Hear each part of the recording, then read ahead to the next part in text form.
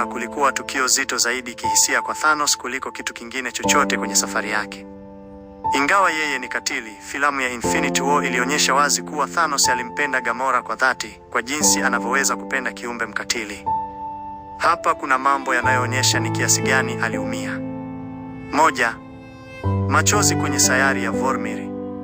Thanos alipofika Vormir na kuambiwa na Red Skull kuwa lazima amtoe kafara kile anachokipenda, that which he loves, Gamora alicheka akidhani Thanos hapendi kitu chochote. Lakini Thanos alianza kulia. Hiyo ilikuwa mara ya kwanza na ya pekee kumwona Thanos akionyesha udhaifu wa namna hiyo. Hata Red Skull alithibitisha kuwa machozi yake si kwa ajili yake mwenyewe, bali kwa ajili ya Gamora. Mbili, alipoteza nafsi yake. Wakati anarusha Gamora kwenye korongo, Thanos hakuwa anafurahia. Alionekana kuwa na maumivu makali ya moyo.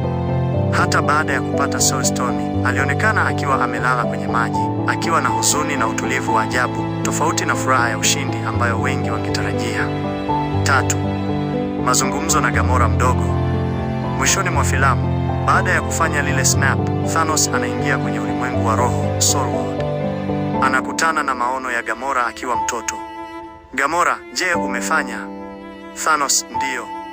Gamora, umegharimika nini? Thanos, kila kitu. Hii inamaanisha kuwa hata kama alipata uwezo wa kutawala ulimwengu, kwake yeye kumpoteza Gamora kulikuwa sawa na kupoteza kila kitu alichokuwa nacho. 4. Mantis alihisi maumivu yake kwenye mapambano kule Titan. Mantis, mwenye uwezo wa kuhisi hisia za watu, alipogusa kichwa cha Thanos, alishtuka na kuanza kulia akisema anahisi maumivu makali, anaomboleza. Hii ilithibitisha kwa Avengers kuwa Thanos alikuwa na huzuni ya kweli juu ya kifo cha binti yake na si maigizo.